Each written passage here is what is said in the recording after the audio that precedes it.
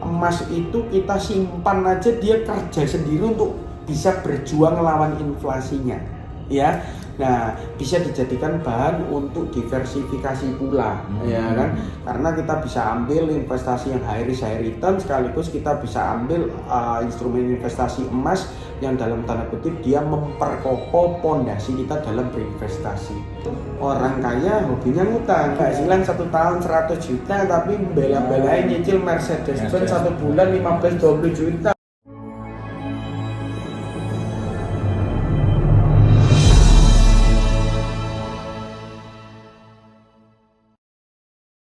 Kalau misalnya punya pabrik ya, punya pabrik, kita kerja sama orang, terus setelah itu laporan pajak sudah jujur, terus kita juga banyak mesin-mesin baru, pembelian dan sebagainya, karyawan juga bertambah. Kebetulan memang karyawan dari keluarga orang dalam, supaya kalau ada apa-apa kan ya kita bisa percaya sama orang yang memang kita benar-benar bisa percaya. Kalau orang luar mungkin memang ada seleksi khusus lah untuk bisa kita percaya apa enggak. Terus pengeluarannya besar banget untuk tahun-tahun belakangan karena mungkin income-nya kurang, tapi pengeluaran terus ada. Kayak misalnya karyawan kan nggak mungkin langsung dipecat begitu saja kan, karena keluarga juga nggak enak gitu kan. Dia tetap mempekerjakan, otomatis kan penghasilan kan menurun. Bisa nggak kita kasih tahu bahwa kita penghasilan ini bahkan hampir minus? Laporannya bagaimana? Oke. Nah, jadi gini, pada dasarnya kalau misalnya kita bicara bisnis ya, secara umum lah, kita nggak harus bilang itu emas gitu ya, bisnis apapun. Pada saat kita menghitung nilai pajak penghasilan yang perlu kita bayarkan kepada negara, idealnya kita bisa melakukan 2 skema. Kalau yang sekarang ya, antara kita pilih membayar pajak penghasilannya dari omset, atau kita bayar pajak penghasilannya dari keuntungan, gitu. Nah, kalau kita bicara bayar pajaknya dari omset, untuk orang pribadi maupun badan, ya badan usaha nih ya, yang dilihat ya sudah cuma omsetnya doang. Mau nanti akhir cerita atau ending di akhir tahun itu posisi rugi ataupun minus berdasarkan laporan keuangan yang kita miliki gitu ya, itu kantor pajak nggak mau tahu. Bukan karena mereka jahat atau mereka kejam, tapi treatment perhitungan pajak penghasilan kita dibebaskan untuk memilih sedari awal, ya kan? Dan itu kita harus konsekuen 1 tahun berjalan ya kita menggunakannya cara perhitungan tersebut, nggak boleh ganti-ganti. Nah, tapi kalau kita menghitungnya berdasarkan laba bersih, di mana laba bersih ini kalau laba posisi plus, tapi kalau kita bilang rugi bersih otomatis kan posisi minus. Nah, kalau kita ngitungnya berdasarkan laba ya, kalau untung baru kita bayar pajak dengan tarif normalnya tersebut. Orang pribadi ya 5-35% dari keuntungan saja, atau mungkin badan usaha 22% dari keuntungannya saja gitu ya. Tapi kalau posisinya rugi, maka laporkan realitanya seperti itu. Kalau memang nyatanya begitu ya. Kalau rugi aja. Yang penting kita punya laporan keuangan yang memang mendokumentasikan proses kegiatan bisnis kita 1 tahun berjalan, ya kan, dan segala macam kondisi beban-bebannya itu bisa kita buktikan baik secara aliran rekening maupun bukti pendukungnya, baik itu invoice atau mungkin itu slip gaji karyawannya, ya kan, atau mungkin tagihan dari supplier yang bentuknya kita dapat tempo, bukti pembayaran bunga bank mungkin, ya kan. Selama itu memang kondisi real dan sesuai dengan aturan perpajakan yang berlaku, maka kita bisa lapor rugi dan kita nggak perlu bayar pajak.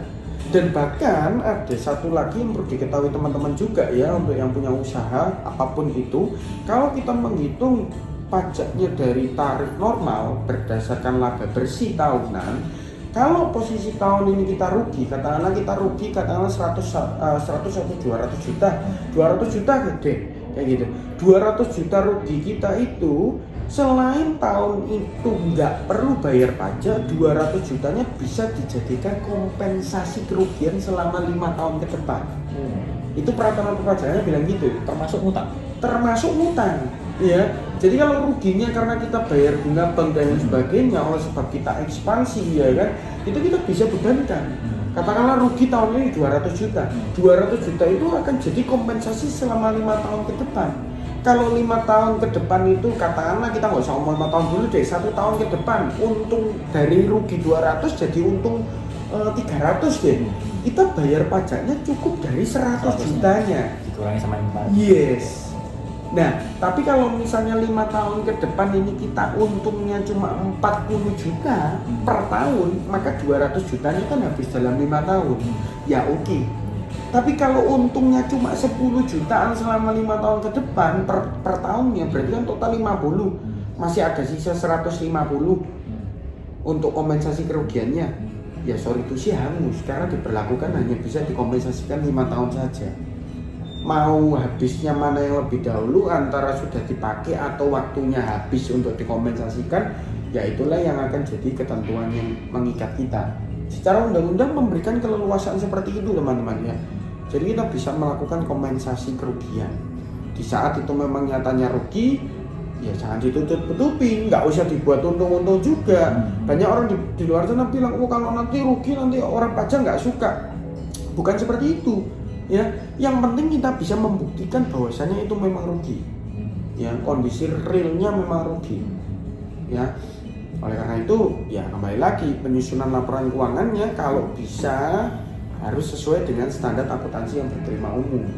Jadi akuntansi ini laporan keuangan itu bukan asal bikin angkanya dari langit teman-teman ya.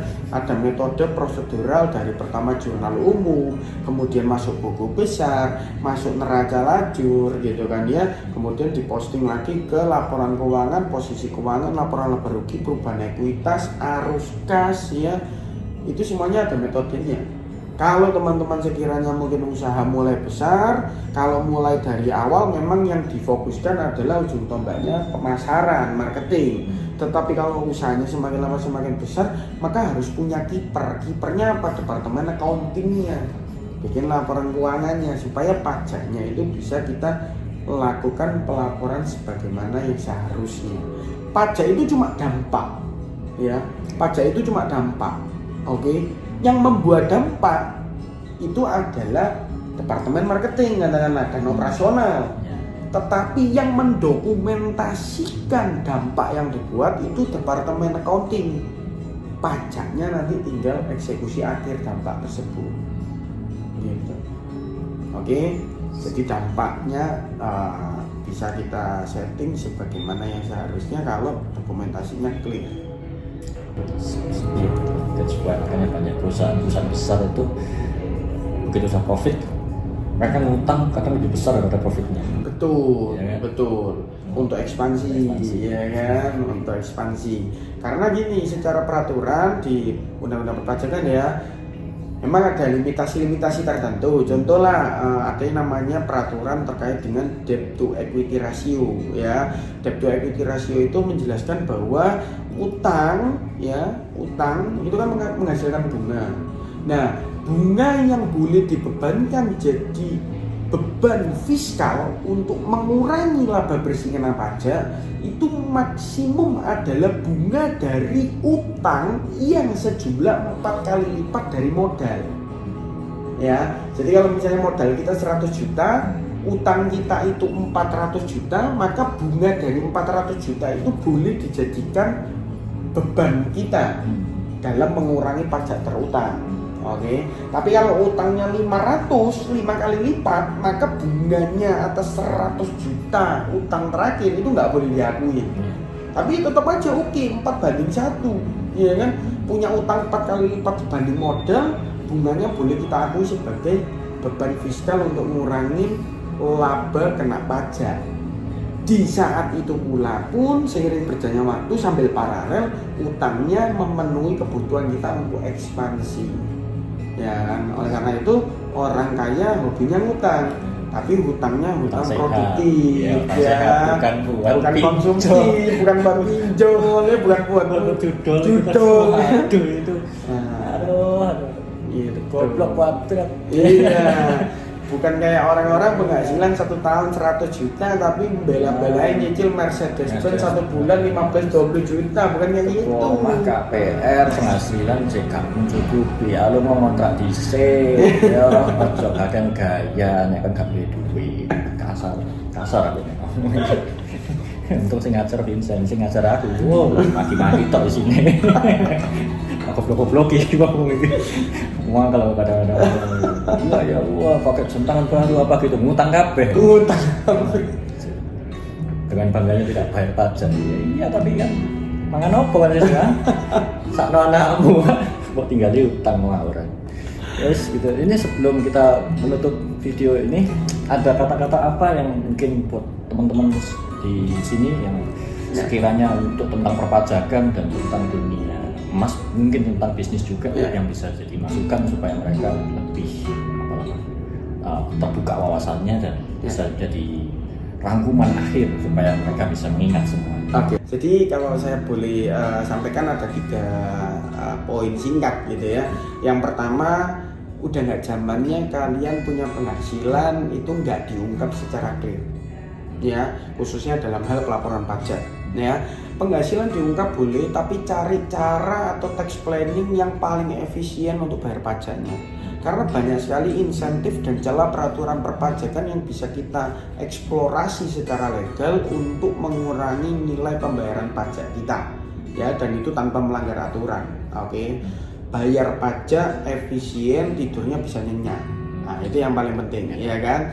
Nah, kemudian yang kedua, kalau kita bicara tentang bisnis yang sehat itu adalah bisnis yang dia bisa menyelaraskan aspek perpajakan, keuangan, dan legalitasnya.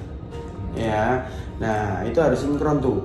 Oke, pajak, keuangan, dan legalitas. Ya, itu adalah kipernya atau penjaga gawang utamanya supaya bisnisnya bisa tetap sustain.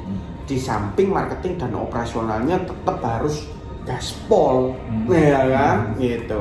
Nah, kemudian yang ketiga kalau kita bicara tentang emas itu menurut saya adalah salah satu instrumen yang bisa dibilang kekal abadi, ya. Nah, karena apa? Ya dari sejak kita punya nenek moyangnya punya nenek moyang lagi, emas itu adalah salah satu instrumen investasi sekaligus transaksi yang sudah proven, ya kan. Bahkan teman-teman kalau melihat ya dari awal tahun sampai dengan sekarang emas naiknya luar biasa, ya, dijadikan instrumen investasi sangat menjanjikan, ya. Karena apa? Karena emas itu adalah bisa dibilang safe haven investment, ya kan. Dia selalu menyaingi tingkat inflasi yang terjadi daripada kita main valuta asing yang dalam tanda kutip volatility-nya bisa tinggi sekali, plus kita sometimes kalau nggak terlalu bisa fokus di sana kita bisa kalah sama inflasi. Emas itu kita simpan aja dia kerja sendiri untuk bisa berjuang melawan inflasinya, ya. Nah, bisa dijadikan bahan untuk diversifikasi pula, ya kan? Karena kita bisa ambil investasi yang high risk high return, sekaligus kita bisa ambil instrumen investasi emas yang dalam tanda kutip dia memperkokoh pondasi kita dalam berinvestasi, ya kan? Emas juga liquid sekali, ya kan? Sekarang ibaratnya kita mau jual pun kita bisa jadikan uang tunai saat itu juga.